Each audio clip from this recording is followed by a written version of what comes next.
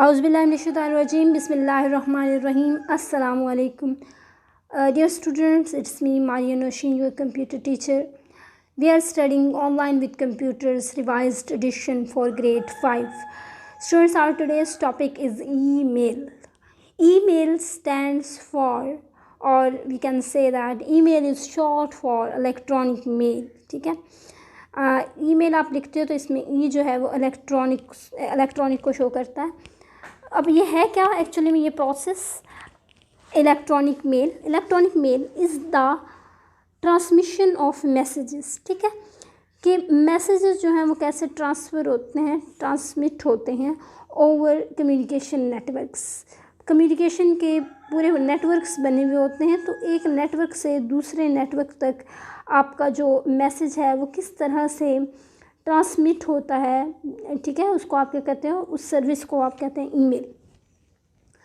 You make use of the existing network to send message from one computer to another. ठीक है, आप क्या कर सकते हैं, आप कोई भी जो पहले से मौजूद नेटवर्क है उस पर आप मैसेज सेंड कर सकते हैं एक कंप्यूटर से दूसरे कंप्यूटर को.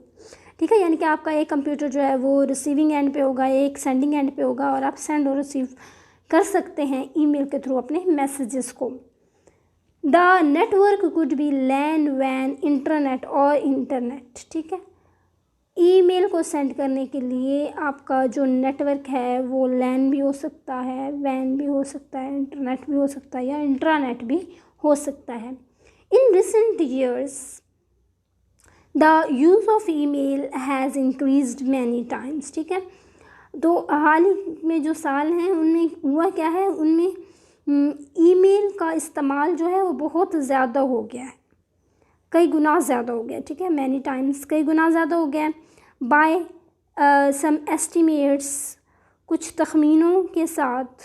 ठीक है, there are now 25 million email users sending 15 billion message per year. वो कहते हैं कि अगर एक एस्टिमेट लगाया जाए, एक अंदाजे के मुताबिक जो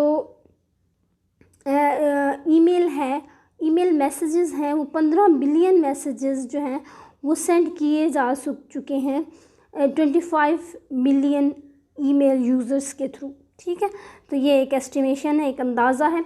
another common spelling for email is email. ठीक है, तो आप ईमेल को इस तरह से भी लिख सकते हैं. इट्स ऑल्सो अप्रोप्रिएट, ये भी दुरुस्त होगा, ये गलत नहीं होगा. ठीक है, ईमेल को आप इस तरह से भी लिख सकते हैं.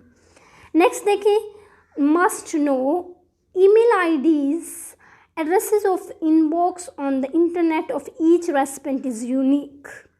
तो कहते हैं कि जो ईमेल की आईडी होती है, जो एड्रेस होते हैं इनबॉक्स के, वो इंटरनेट पे हर एक रिसीवर का, रेसिपेंट का यूनिक होता है, मुनफरिद होता है, अपना होता है. ठीक है, ऐसा नहीं है कि जो आपका ईमेल एड्रेस है, जैसे अगर आपका नाम अहमद है और आपके फ्रेंड का नाम अली है, तो अहमद का जो ईमेल एड्रेस है वो अली का हो, ये ज़रूरी नहीं है. ठीक है, बल्कि ये हो ही नहीं सकता, अहमद का अपना होगा और अली का अपना होगा. ठीक है जी. So if you send an email to certain recipients, ये इसलिए होता है कि अगर आप एक ख़ास मैसेज जो है वो बहुत ज़्यादा सारे लोगों को सेंड कर देते हैं, it will be received by only that particular person in this box, in his box. ठीक है, तो आप एक जो मैसेज करते हो, जिसको करते हो, वो उसी को रिसीव होता है. ठीक है, नेक्स्ट देखिए page 23. CAI. CAI stands for Computer Assisted Instruction. Computer Assisted Instruction यानी कि कंप्यूटर की मदद से जो इंस्ट्रक्शंस दी जाती हैं. ठीक है, is the method by which instructional material is prepared and stored in a computer. कि जो इंस्ट्रक्शन के लिए मटेरियल होता है वो प्रिपेयर किया जाता है, वो तैयार किया जाता है और वो स्टोर किया जाता है कंप्यूटर के अंदर in the form of program that are made to teach specific lessons. ठीक है, इनको प्रोग्राम की फॉर्म में जो है स्टोर किया जाता है ताकि हम एक ख़ास तरीके से लेसन्स जो हैं वो पढ़ा सकें. ठीक है, CAI कंप्यूटर असिस्टेड इंस्ट्रक्शन का ये मकसद है. After the display of some information, कुछ मालूमात जो है वो ज़ाहिर करने के बाद questions are ask regarding the knowledge, कुछ मालूमात जो है वो दिखाने के बाद जो भी नॉलेज है, इल्म है, उसके मुतालिक, रिगार्डिंग का मतलब है के मुतालिक, ठीक है, के मुताबिक जो है वो क्वेश्चन किए जाते हैं।